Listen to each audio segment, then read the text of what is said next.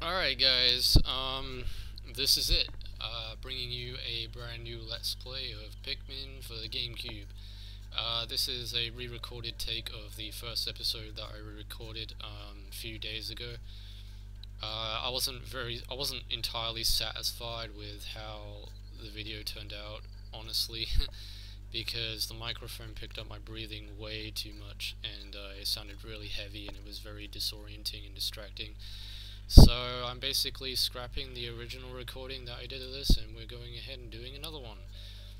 So you'll see a file on here that has my original playthrough file that I recorded the first episode on. It should be on day 2, but we're not going to click on that file because that's going to contain spoilery stuff. So we're going to do it on file 2, I guess. There's no point in deleting file 1 and doing it on file 1, so we'll do it on file 2. I'm also recording this on Dolphin emulator, so you might notice some graphical issues and sound issues.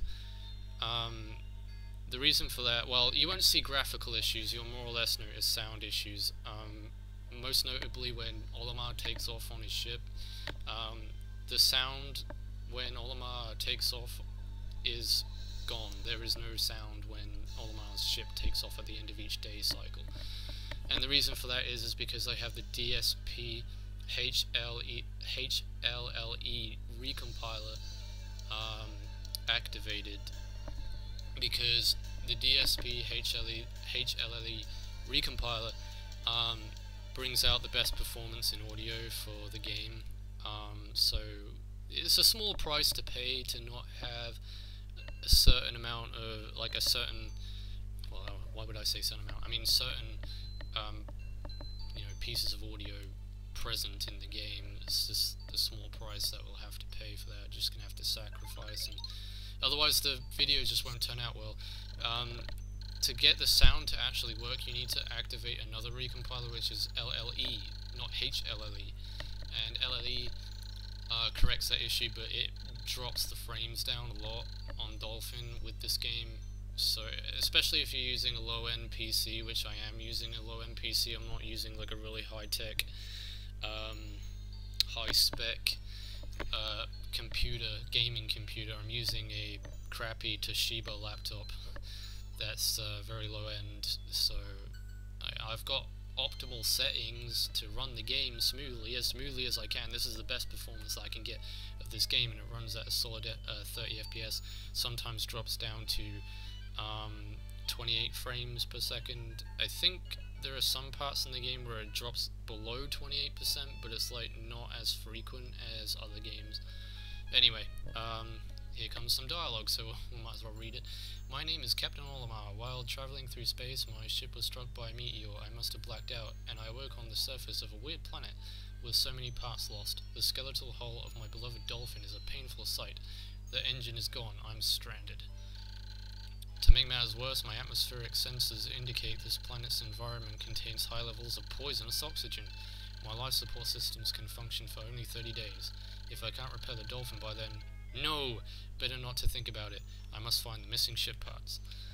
Alright, so as you can already tell, the main objective of this game is to find the 30 ship parts to repair Olimar's spaceship, so then he can take off to go back to his home planet Hocotate, where his family is.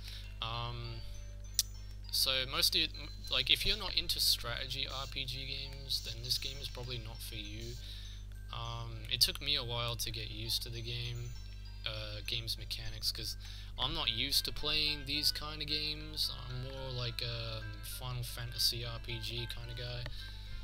But, like, I actually kind of liked this game after playing it a few years back. I've had the game in my Gamecube library for so many years, and I tried to play it, but I couldn't properly get into it. The reason why I was eventually able to get into the game was by actually referring to a walkthrough to help me through the game better, because without a walkthrough I would not know jack shit of what to do in this game. I'd been lost, completely lost, and I wouldn't have a first clue of what I was supposed to do.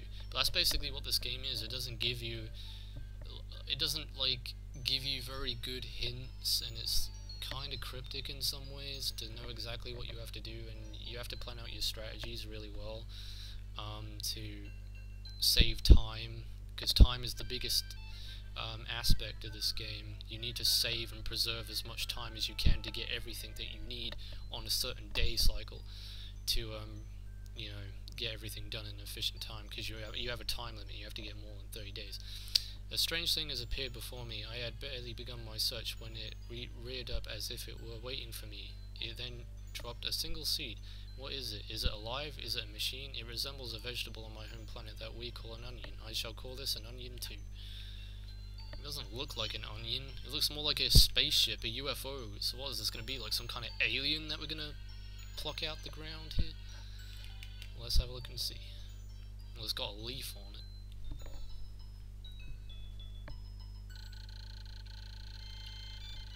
The seed that the onion dropped took root in the soil and has now produced an adorable little sprout. This sprout emits a strange light and it sways back and forth without benefit of wind.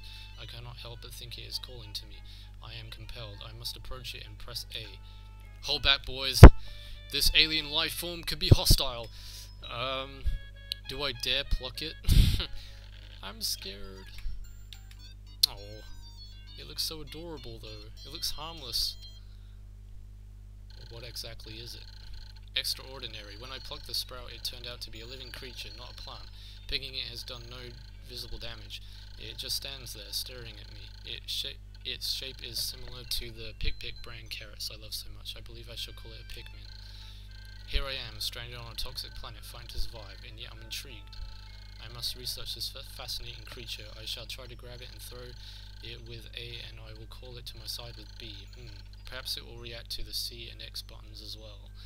Yeah, so basically this is just telling you all the mechanics and stuff to get you prepared for the game and future events.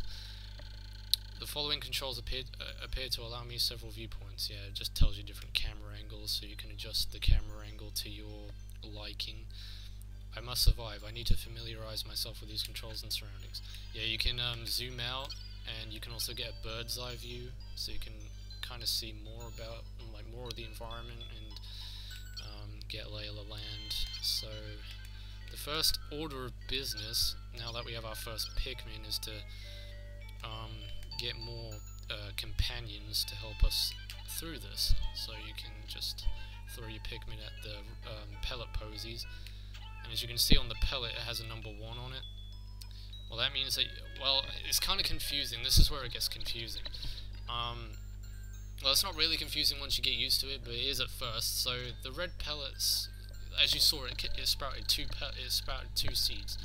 So if you use a red Pikmin on a red pellet, you'll get 2 Pikmin out of the number 1 pellets. The number 1 pellets, if you use the color-coded Pikmin, the correct color-coded Pikmin that resembles that color, you get 2 seeds instead of 1. But if you, for example, you were to use a blue Pikmin to carry a red pellet posy, or red pellet, whatever, take it back to the blue Pikmin's onion and then sprout that seed, you'll get 1 seed, you won't get 2 seeds. That's basically what I was trying to explain. Astonishing, the onion has sown more seeds. The small red pellet the Pikmin harvested after cutting down the flower appears to be some type of food that can propagate more Pikmin. The onion seems to be a sort of incubator. Needless to say, I must study this strange life form more. So now we have 2 Pikmin ready to be harvested, I guess, from the ground, so we'll pick them out. And then we're gonna basically get all these pellet posies here to get as many Pikmin out of this as we can, ready for the next day cycle. The first day is basically just tutorial based. There's no sun meter, so you don't have to worry about it transitioning from day to night. So you're not set on a time limit for the first day, but you are restricted to a certain amount of things that you can do, such as the amount of Pikmin that you can grow. Like, within future days, you can grow as many Pikmin as you can within, like, the amount of enemies that you can kill and the amount of pellet posies you can harvest and all that crap. So we got 5 Pikmin now, so we can carry the 5 pellet seed. 5 pellet seed? Yeah, I guess that makes sense. I mean, you get 5 seeds out of each pellet, so. And there is a pellet up here as well that we can take to the onion, but I'm probably just going to get this pellet. I'm not going to bother with that one up there because that's just too far out the way to get. I should have probably got that before I picked up the red pellet, the 5 red pellets. So I'm sorry if I sound kind of off today as well. It's just my ear is really aching right now, and it's bothering me quite a bit. So that'll give us 10 Pikmin, which means we can then push that cardboard box out the way, which will then reveal the first spaceship part that we can carry back to the ship. So that's, like, once you carry that spaceship part back to the ship, that is it. That's the end of the day. The day is over. So you want to get everything that you can before going to, actually, you know what, I am going to go get that pellet posy. That red pellet. I should really stop calling them pellet posies. Pellet posies are the flowers, and these are just the pellets. It's this bad habit. Alright, is there anything up here? Just checking. No, there's nothing up this way.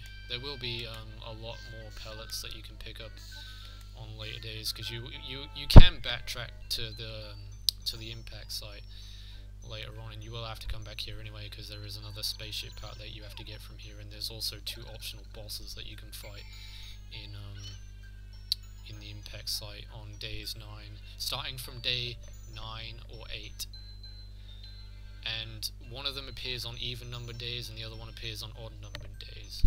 I don't know which one appears on which, but the bosses are called Gulix and Mamuta. But we're not getting into any of that because that's kind of spoilery, I guess. I'm not going to describe any of the bosses or anything like that. I'm just going to say, like, well, I'm only bringing it up as the subject because it is related to this area, and we will be coming back here later anyway. So, and this isn't a very big place. There's not much here really, but I'm telling you, this is one of the best places to grind for Pikmin later on in the game, though, because there will be a lot of things that you can harvest to grow more Pikmin. And you'll see that as the days progress. The Pikmin are as curious as children. They form groups to perform tasks that would be impossible for an individual. A glimmer of hope has begun to shine in my heart. If I can make use of their skills, perhaps I can fix my ship. I shall sum up all I've learned of Pikmin conduct. Approach and press A to pick sprouts, press A to grab Pikmin, and press and release to throw. Press B to call them, X to dismiss, use C to command and control the group, L and R and Z control perspective. I shall record all of this in my computer. I can use the Y button to access the computer. The computer basically is just an overall information provider. It tells you how much Pikmin you have on the field, how many Pikmin you have in the onion, and it also tells you how many spaceship parts you have. Also, later on, you will get a map of the area, but it's a spaceship part that you have to pick up, which will then provide the map for you. You don't have to find the map of the area in each level, so don't worry about it. As soon as you get the spaceship part that provides the map, it basically provides the map for every single area in the game. So there's no, like, you know, map that you have to find in each level to get an overall lay of the land, you know. So we'll throw 5 Pikmin on this to carry that back to the onion to grow more Pikmin, and then we'll throw these 6 Pikmin on this spaceship part right here. Oh yeah, if you approach a ship part, you'll get an overall analysis of what it is, basically. Amazing, there's no mistaking it. My ship's engine rests before my very eyes. By a stroke of pure luck, I have already stumbled upon the most important piece of my damaged craft. Fate has smiled upon me, but how will I get it back to the Dolphin? Well, Olimar, if you haven't figured out already, you have these Pikmin that will do all the carrying for you, so you don't have to do any hard work whatsoever. So we'll just wait until they carry all this back, and then we'll throw the rest of the remaining Pikmin onto the spaceship part to help carry it back. You can also go over the exceeding amount of Pikmin that is required to carry a certain item. So as you can see, it says 5 out of 5 there. I can throw another Pikmin on it and it will say 6 out of 5. Basically, what that will do, the more Pikmin that you throw on that item, and the higher the number you increase it to, the faster the Pikmin will carry the specific item. So if I threw, like, let's say 10 Pikmin on that 5 pellet, like, they would basically carry it back faster. It saves time too, so keep that in mind when you're carrying really heavy items, because that helps out a lot. And you'll kind of see an example of that as we carry this spaceship back. When many Pikmin seeds sprout at once, I find it rather tedious to pluck them from the ground individually. My wife always told me I was no good at routine tasks. I guess I'll try to get it all done at once by repeatedly tapping A until I pick all the Pikmin from the ground. I've noticed that when I add Pikmin to my group, they become filled with excitement and flushed with bright colour. At other times they revert to a paler hue and give off a dim glow. Paying close attention to these differences is bound to help me distinguish between Pikmin. So basically what Olimar is saying is that if a Pikmin becomes a stray from your party, well, I'll give a demonstration in a minute once I've plucked all these Pikmin out the ground. So I'll throw a single Pikmin right now and leave it, and as you can see it's changed colour, and that is very useful to differentiate if the Pikmin is not in your party, because if you leave a Pikmin behind, that is bad news, especially if you leave a whole bunch of them behind, because they can get killed once the day is over. So if you have any stragglers that you've left behind at the end of the day, they'll get eaten by the hostile life forms that are on the surface of the planet, basically, and they'll die. So you'll end up losing Pikmin if you have any stragglers and they're not in your party, or if they're not near an onion. They're safe if they're near an onion, or if they're at the landing site, then they're safe. But if they're left out in the wilderness, then they're going to get eaten and killed. So make sure you have every single Pikmin with you at the end of each day cycle, otherwise well, it's not really that big of a deal. I mean, you can lose a few Pikmin, you know, but if you start losing like friggin' 50 Pikmin, just because you left 50 of them behind, then, you know, you're gonna have to grind for them Pikmin back, which is gonna suck. Because then you have to dedicate a whole day cycle to getting your army rebuilt.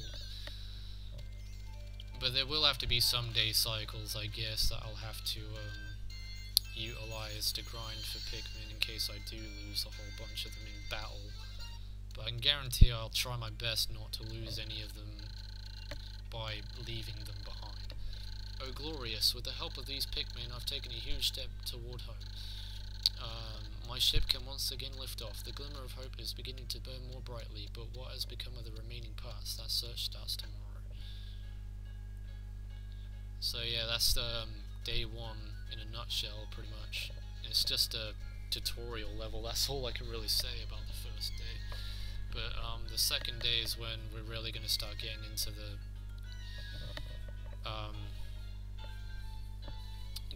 game. Like, we're going to start seeing more battle. We're going to see enemies that we have to fight and stuff like that. There's going to be battles that we'll have to partake in, and more ship parts to find, bigger places to explore and stuff. One day since impact, I have somehow managed to launch the Dolphin, but I was surprised to see the Onion lift off with me. Perhaps the Pikmin cannot survive overnight on the planet's surface, or have they merely decided to join me for other reasons? Either way, it seems they will help me again tomorrow. The Dolphin is missing 29 parts. If I can't recover them all, I may never return home to my family on planet Hokate. Analysis shows life support systems will function for only 29 more days. How can I repair my Dolphin in such a short time? A dense forest is visible on the surface below as it holds the keys to my survival. I name it the Forest of Hope. I explore it tomorrow. And this is basically the analytic screen that will summarize how your day went, pretty much. So it says how many Pikmin you sprouted. We sprouted 25 at 25 that you can sprout on the first day. So you can only sprout 25 Pikmin on the first day. You cannot go any higher than that. But we will be exceeding that number substantially. I was about to say exponentially, but that wouldn't be the right word to use. Substantially, yeah, we'll be exceeding that number. And lost in battle, basically, you know what that is. You lose Pikmin in battle and left behind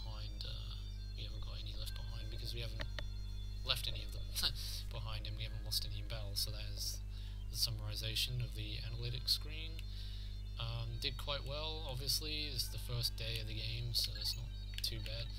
We'll save it. And then I guess we'll end off the video here and continue on in the next episode. So I'm sorry if I was kind of a bit off in this video. Hopefully I'll feel a little bit better in the next video. But I'm hoping it turns out okay with the breathing. That was like the biggest concern for me, because I didn't want that to get in the video too much. So I'm gonna basically render this episode and then watch like the first 5 minutes or something and see how it turns out. Yeah, so I'm gonna end off the video and we'll continue on the next episode. So in the next episode of Let's Play Pikmin, we shall explore the Forest of Hope in search of more spaceship parts. So until then, this is NDM saying thanks for watching, take a body sim in this video, and goodbye.